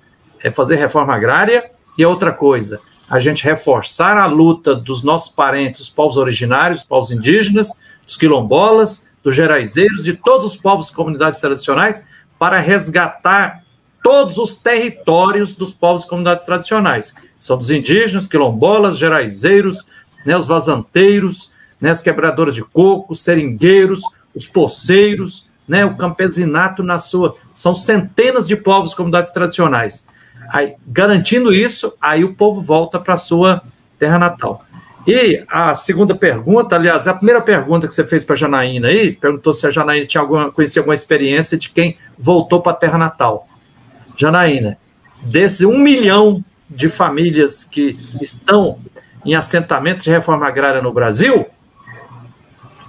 quase a metade, 500 mil famílias, tinham sido desterradas, forçados pelo êxodo rural e para as periferias das cidades, né? E estão experimentando. Aqui, pertinho de nós mesmos, São Joaquim de Bicas, onde Angarro está, próximo aí está o acampamento Pátria Livre do MST, o acampamento Zequinha, né? Mais para frente ali na rodovia Fernão Dias, nós vamos ter que mudar o nome dessa rodovia também, que Fernão Dias é um boba-gato, é bandeirantes, é opressor, é matador de indígena, tem que ser rodovia Tupinambás, ou rodovia Pataxós, rodovia dos camponeses, né? Lá tem também o acampamento Maria da Conceição, ali depois de Igarapé. Só nesses 3 acampamentos aqui são 1.200 famílias, né? E como é que a aldeia da Cacica Angorro são experiências concretas do povo retornando para suas terras. E aí eu já gravei vários vídeos assim. A alegria do camponês desterrado, quando volta para a terra, aí está um pedacinho do céu, porque ali tem paz, tem agricultura, tem ambiente saudável, tem amizade, é uma maravilha, né? Agora, outra questão, como fazer, professora Helena, para que essa reflexão e esse desafio seja visto, sentido e abraçado pelas paróquias?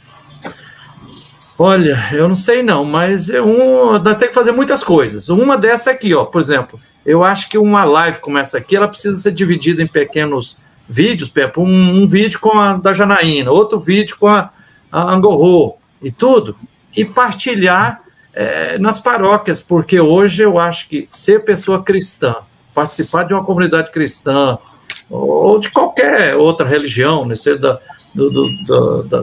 da mística, da espiritualidade indígena, ou do candomblé, da umbanda, do espiritismo, das religiões orientais, precisa ter empatia, precisa ter compromisso com as injustiças sociais que está aí.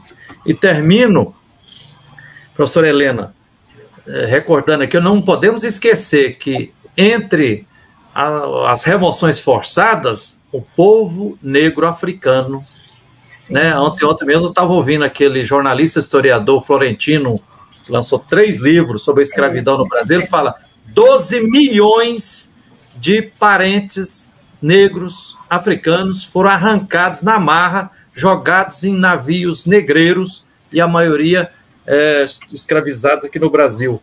Brasil, quando foi invadido em 22 de abril de 1500, estima-se, fala-se os arqueólogos aí, que provavelmente se falava no Brasil mais de 1.200 línguas.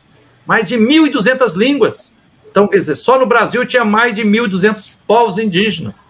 No Minas Gerais resiste hoje 20 e poucos povos indígenas que estão resgatando. E para terminar, o CEDEFS, que a Angorro fez referência, que é o Centro de Documentação Eloy Ferreira, que tem sede aqui em Belo Horizonte, fez uma pesquisa que comprovou que estima-se que em Belo Horizonte, região metropolitana, estejam desterrados, sobrevivendo aqui, mais de 10 mil parentes nossos indígenas em contextos urbanos.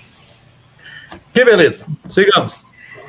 É isso aí, Gil. Nós temos grandes desafios, mas temos muita força também, muita vontade, muita coragem. Estar nesse lugar, ouvir o senhor, ouvir Angorro, estar aqui também com a Janaína, cada vez nos fortalece. Isso eu já trouxe aqui, né, um para casa para nós, isso é muito bacana.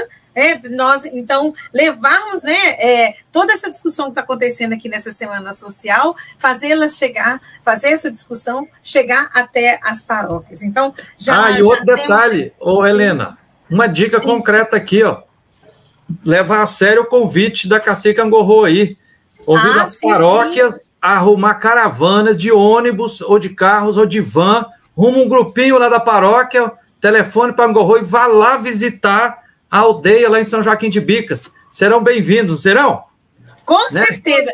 Aí, leva as doações, faz uma celebração lá, vai participar de uma celebração interreligiosa, uma maravilha, vai. Eu também quero sugerir.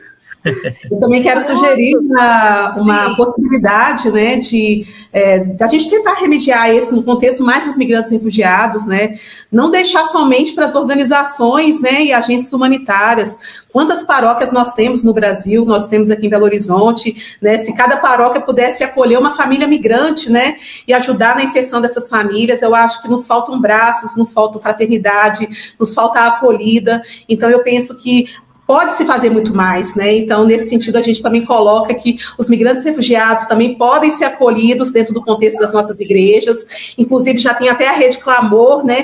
Que reúne várias organizações e expressões católicas nesse sentido de trazer para a inserção local dessas pessoas. Então, eu acho que a gente pode dividir um pouco que a gente tem, né? Eu acho que isso é fazer com que seja mais fraterno e mais inclusivo para as pessoas migrantes e refugiadas e todos que estão aí deslocados, desterrados e removidos, né? Isso mesmo, muita força. Juliana. Você quer falar com? É Juliana ela, não é? Janaína, desculpa, Janaína. Eu quero trazer para você um relato verídico, para o Frei Giovanni também. Vocês podem ir lá na vila que eu vivi com a minha comunidade, na Vila Maria, no bairro Jardim Vitória, né? Também tem um nome conhecido como Pocaoi. Lá tem um número gigante de imigrantes haitianos. Sim, nós acompanhamos o trabalho lá. Isso, e o período que eu fiquei lá, você pode procurar todos eles. Todas as doações que chegavam para o meu grupo, a gente se dividia. E o que chegava para eles, eles dividiam com a gente. E hoje, por eu estar dentro do território, eu quero fazer um pedido mesmo de socorro, porque essa semana eu falei com alguns, e por eles terem a dificuldade de não falar o português, né? Falam o inglês, o espanhol, assim, eu não entendo, é muito ruim, assim, a gente que não tem o costume de falar outra língua, a não ser o nosso idioma e o português, né? Eles estão tendo essa dificuldade de se comunicar muito ali na vila, que você viu, os barracões, eles estão em barracões de péssima qualidade, né, por muitos estar sem emprego. Então, Frei Giovanni, tem muita criança, eu quero pedir aqui também um clamor por eles, porque a gente é muito amigo, há pessoas que eu aprendi a respeitar e amá-los muito, pelo carinho da forma que eles me tratavam, né, me referenciava ali também. E hoje 2 famílias me ligou, inclusive a Lili, né, que é uma das famílias que mora na rua 8 lá, falando para mim que está faltando alimento, o esposo precisou ir buscar emprego em outro local, ainda não conseguiu um emprego, e quase todos estão desempregados com crianças, né? São pessoas muito amáveis, que está na hora, né, da gente sair dessa tese, porque foi um muro que nos dividiu.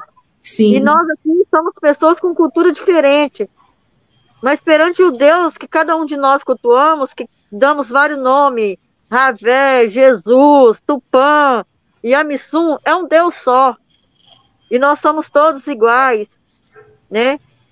E a gente precisa abraçar a causa deles também naquela vila, é uma vila violenta, porque eu vivi ali, eles queriam colocar fogo nas nossas casas, porque não aceitavam o nosso ritual, o tipo de costumes nossos. Nós somos pessoas diferentes, somos pessoas com costumes diferentes, com realidades diferentes naquele lugar, né? E eu quero pedir, assim, um clamor mesmo, que vocês ajudem ela nesse trabalho mesmo, Frei Giovanni, por tudo que o senhor já fez e faz, né? Por nós, comunidades excluídas dessa sociedade, que eles estão ali precisando de apoio, né? Então, assim, muito obrigado, Nitiaueri. O que eu tenho a agradecer a vocês da Rene e todos que estão participando é só uma palavra: gratidão, por nos dar espaço para gritar, para falar nossas necessidades. A nossa aldeia é muito simples, mas vocês serão muito bem acolhidos, muito bem recebidos aqui na nossa comunidade. Eu agradeço de coração. Eu gostaria, inclusive, foi pedido aqui no chat que colocasse o endereço. Aí, se o senhor, o Frei Gilvander, se souber localizar para que nós possamos colocá-lo aqui. Frei. É fácil. Se você ir no Google Mapa e colocar assim, Aldeia Caturama com K, Antiga Mata do Japonês já aparece, porque aparece o bairro Vista do Sol, e aí mostra a mata e o Caturama. Ah, bacana. Então tá ótimo. Gente, para nossa surpresa... Não, obrigada que nós vamos estar vendo como a gente pode auxiliar aí esses migrantes. Muito bom, né? Aqui também essa rede aqui que, né, se aproxima, se estreita, né? E para nossa surpresa, nós tínhamos, né, já na nossa programação hoje a participação do Márcio Massano de Mello, né? E até então, né, tinha tido problema de conexão e o Márcio acabou de chegar. Então eu vou passar a palavra para ele, para que ele possa também, né, aqui contribuir com essas nossas reflexões, né, Márcio? É bom tê-lo conosco. Frei Gilvander já, né, pronunciou, já falou, com palavras fortes, proféticas, semânticas assim, que realmente nos despertam, né, para reconhecer, né, toda essa complexidade do processo migratório, né? A Xanaína trouxe a experiência, né, da ONG, a Angorô trouxe, né, o depoimento dela emocionante e, ao mesmo tempo, um grito profético, e agora o Márcio, né, que chegou, então, muito obrigada por estar conosco, ele que é bacharel em Direito e pós-graduado em Gestão Empresarial e atua na Pastoral de Rua de Santa Madre Teresa de Calcutá, na paróquia São Marcos, do Rio de Janeiro, e é fundador do projeto de integração solidária, Rede entre as Pastorais e outras organizações voltadas à assistência aos moradores em situação de rua. Então, Márcio, você fica à vontade para poder, né, contribuir com as reflexões e encerrar, né, essa noite nossa aqui de diálogo, de provocações e, ao mesmo tempo, de encorajamento para as nossas ações em defesa da vida. Fica à vontade. Ótimo. Boa noite a todos e todas. Eu estava acompanhando vocês e não consegui entrar a tempo, né? E aí você realmente acabou tendo esse pequeno atraso meu. Mas eu acompanhei tudo, fiquei muito satisfeito, foi muito bom tudo que eu vi, todas as participações. Vou procurar ser breve para dar uma compensada, né? E como a professora Helena colocou, eu estou na Pastoral de Rua desde 2017, aqui na Paróquia São Marcos, e através de um curso eu conheci o Kiko, né?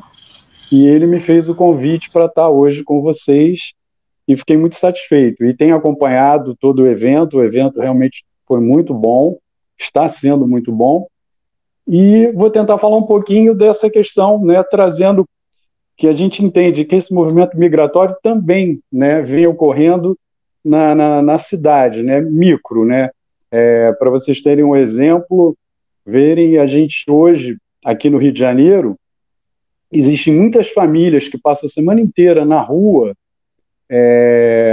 por conta de trabalho, né, não conseguem se deslocar para casa pelo custo, pela falta de condição de estar, os deslocamentos difíceis, o custo da passagem caro, e preferem ficar na rua em regiões de praia, como aqui a região do Recreio, Barra da Tijuca, a zona sul do Rio de Janeiro e o centro da cidade, né, que são regiões de turismo, com muitos bares, e conseguem gerar, né, um trabalho deles, né, fazer alguma atividade e conseguir um sustento, e só retornam no final de semana para suas casas, né?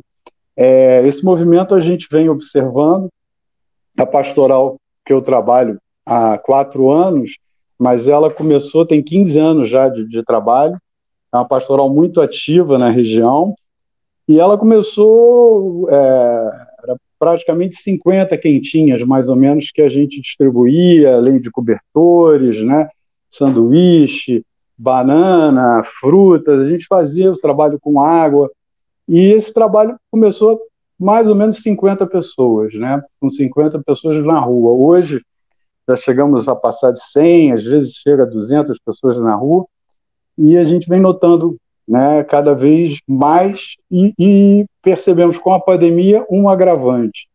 famílias que têm casa na região, moram próximas, mas que não estão conseguindo e saem à noite, ficam, né, para conseguir se alimentar só através dessa doação, que graças a Deus aqui na região são várias paróquias, não só a Pastoral da São Marcos, mas nós temos várias paróquias aqui, e outros grupos, né, outros grupos de outras religiões, pessoas também que não têm ligação com religião nenhuma e que fazem esse serviço, tá? Então, um aspecto uma outra migração que eu acabei percebendo que ocorreu comigo, com a pandemia, por eu ser grupo de risco, eu parei, né? Tem 1 ano e meio, mais ou menos, que eu não tenho ido às ruas, a gente acompanha todo o movimento, e aí comecei a participar do movimento da pastoral da Arquidiocese, né? E lá comecei a conhecer um trabalho de rede que vinha sendo feito e que para a gente foi muito importante ter uma visão mais macro do problema, né? E dentro desse trabalho na pastoral, eu conhecia em Belo Horizonte um grupo chamado deixa eu pegar aqui, só um minutinho, o Rede Novo Olhar de Rua. Vocês devem conhecer, vocês que são de Belo Horizonte, de repente conhecem até melhor do que eu. E nós ficamos encantados com o vídeo quando nós vimos aqui e decidimos fazer um trabalho similar, né? Começamos a fazer um trabalho de um grupo novo, não restrito só às pessoas da Arquidiocese, começamos a entrar em contato com pessoas de outras religiões, quando a gente percebeu esse movimento, né, que envolve outras pessoas, para criar um grupo de integração solidária. E esse grupo, hoje a gente ficou muito feliz, que esse grupo foi criado em julho, e agora em setembro nós conseguimos fazer um formulário que vai fazer um mapeamento do serviço, né, das pastorais e grupos e entidades que hoje vêm fazendo esse apoio à população de rua. E a gente espera com esse trabalho avançar muito. Um outro ponto que eu queria colocar para vocês, eu tenho aqui, durante a pandemia, foi feito um trabalho pela PUC aqui no Rio de Janeiro, com parceria com uma faculdade da Escócia também, e que fez um mapeamento de moradores de rua, né? O pessoal que está na rua nesse momento. E para vocês terem uma noção, hoje no Rio de Janeiro, essa pesquisa foi feita por região, mas eu para não me estender, eu vou passar o número do Rio de Janeiro como todo, né? Os números da cidade, para a gente conhecer um pouquinho o perfil de quem está na rua hoje, né? Então, essa pesquisa mostrou para a gente que 85% são homens, né? 73% são pretos ou pardos, 18% das pessoas que estão na rua hoje têm alguma documentação, a faixa etária, 51% está acima dos 40 anos, né? Um outro dado importante, higiene pessoal, 34% conseguem realizar a higiene pessoal na rua, 42% estão há mais de 5 anos na rua, e a saúde, 67% teve acesso a alguma notícia ou algum tratamento de saúde durante a pandemia. Lembrando que essa pesquisa foi feita durante a pandemia no período de setembro a outubro. Exatamente 1 ano atrás, a PUC daqui do Rio de Janeiro fez essa pesquisa. O que motiva eles a sair da rua foi perguntado, 49% a tentativa de um emprego, né? Seria o principal motivo para eles tentarem sair da rua.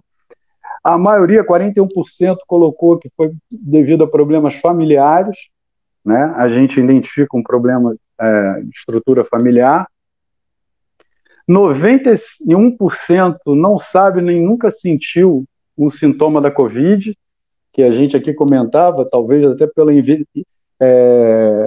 as pessoas não estarem conseguindo, né, não se aproximam do morador de rua. Talvez isso tenha sido até um fato que protegeu eles, né, o distanciamento. Eles acabam ficando num isolamento, né, involuntário, né. O tratamento que a sociedade dá, né, acaba deixando-os isolados e, de uma certa maneira, acabou os protegendo. mas um dado interessante, a gratidão deles, né?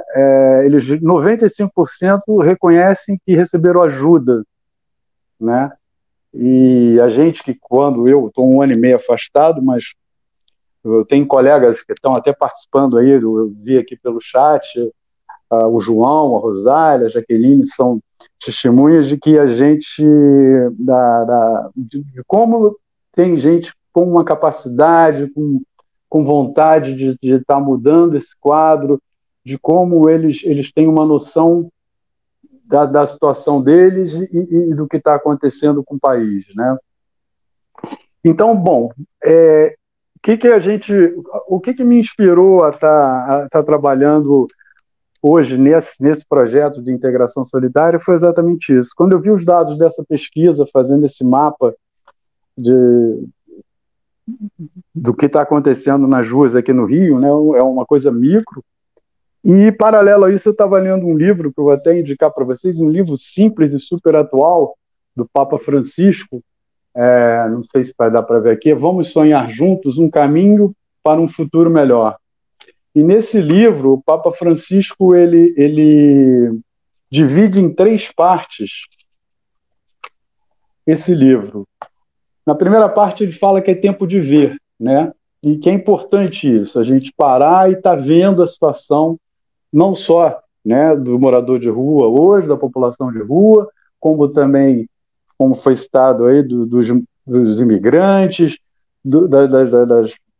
todas as pessoas que estão em dificuldade hoje, a gente tem que estar atento ao que está à nossa volta.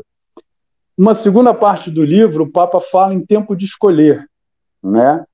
E eu acho que isso foi uma coisa que pesou muito nisso, né? A gente não só ver, mas escolher o caminho que a gente vai tomar.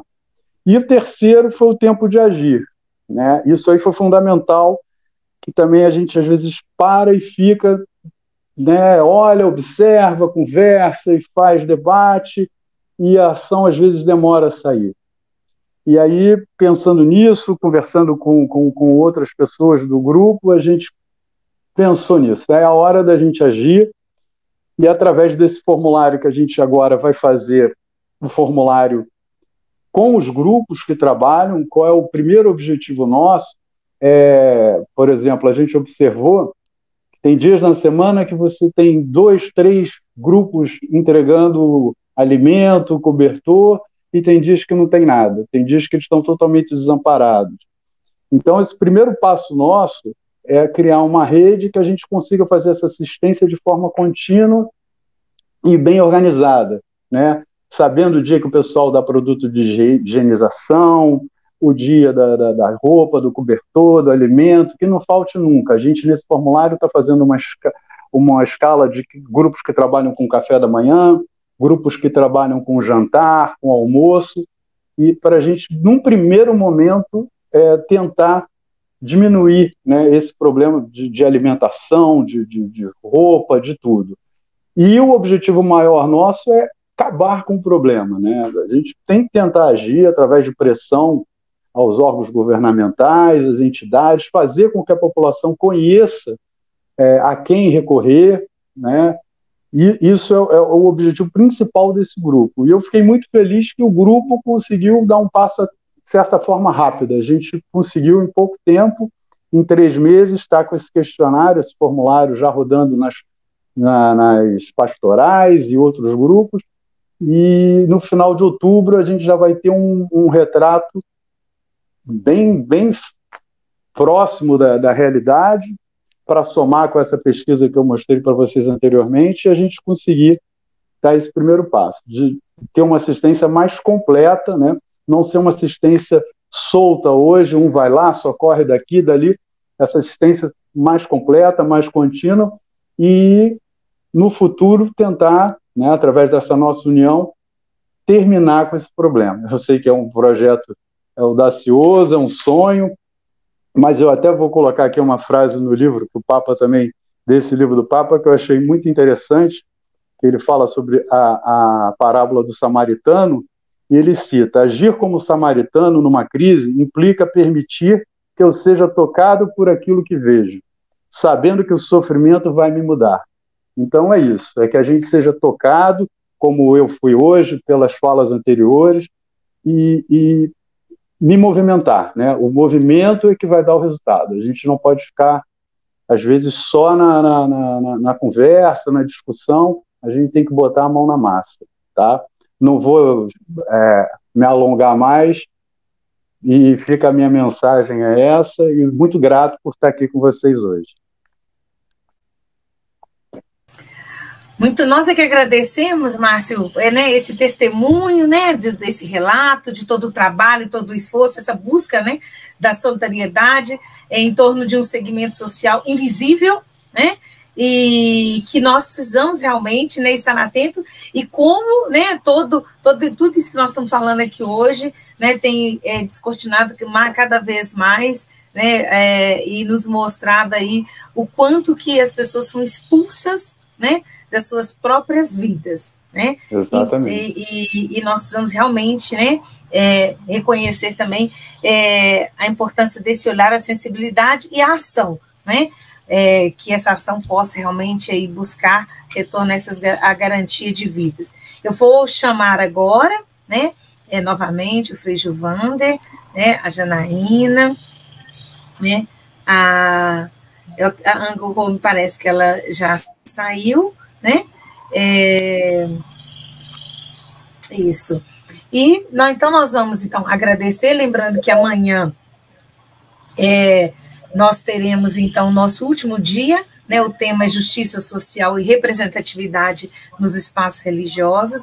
Eu agradeço, né, a cada um de vocês por né, aceitarem o convite, terem aceitado o convite, estarem conosco. E eu vou pedir ao Frei Gilvander, né, que encerre para nós, então, essa noite aqui rica de aprendizado, de reflexão, de noite profética e de encorajamento. Ok. Helena, em homenagem ao Márcio aqui, irmão aí dos irmãos em situação de rua, eu escrevi no chat aí, né, eu sugiro a quem puder visitar a Cozinha Solidária, está no bairro Floresta, em Belo Horizonte, Rua Mucuri, 271, na sede do Sindeletro. Tá aqui, ó.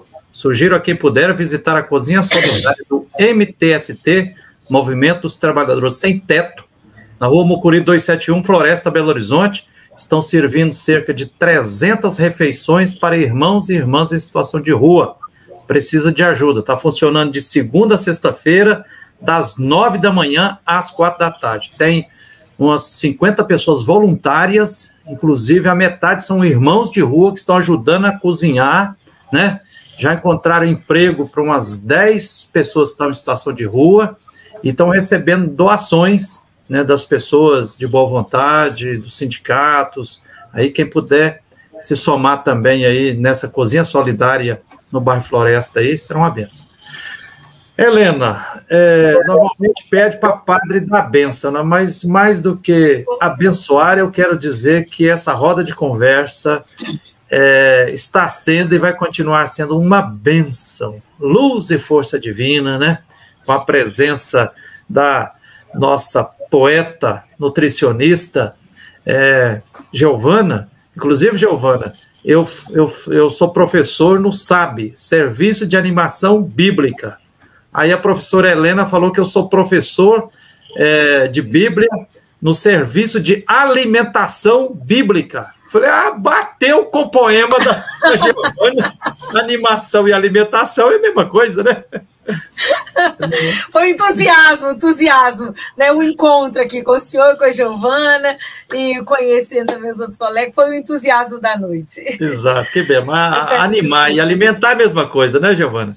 Mas brincando e falando sério, que a luz e a força divina, que a bênção do Deus, que é a Trindade Santa, Pai e Mãe de infinito amor, Jesus Cristo, Filho de Deus, que o Espírito Santo esteja conosco, né, que os bons espíritos ancestrais, os encantados, Tupã, dos povos, milhões desterrados, forçados em migração, que a energia boa é a fraternidade dos quase 500 mil irmãos e irmãs que estão em situação de rua, que todos continuem nos abençoando e que sejamos bênção para os povos também que estão vivendo longe de sua pátria natal. Sigamos a caminhada com Jesus Cristo no coração, com muito amor, cabeça erguida, irmanados, juntos. Parabéns pela coordenação, professora Helena. Estamos juntos nesse processo, na aprendizagem e nessa força. Abraço a todos, boa noite, muito obrigada. Obrigada. Valeu, um abração. Valeu. Tchau, tchau. Tchau, boa noite, abraço. Janaína, Giovana, Márcia, Helena, que beleza. Um abraço. Abraço, Frei. Abraço a todos. Tchau, um abração. Tchau. Obrigada, Márcia. Obrigado. Janaína, depois eu quero visitá-la também. A Janaína saiu. Não, saí não, tô aqui. Ô Janaína, deixa eu colocar aqui o meu número. Você não tem meu zap não, né? Não, pode falar para mim aí. 9.000 eu coloquei no chat aí, ó. 994. Sabemos que o capitalista diz não ser preciso ter reforma agrária. Seu projeto traz miséria, milhões de sem terra jogados na estrada. Com medo de ir pra cidade, enfrentar favela, fome e desemprego. Saída nessa situação é segurar as mãos de outros companheiros. E assim já ninguém chora mais, ninguém tira o pão de ninguém. O chão onde pisava o boi é feijão e arroz, capim já não convém. E assim já ninguém chora mais, ninguém tira o pão de ninguém. O chão onde pisava o boi é feijão e arroz, capim já não convém.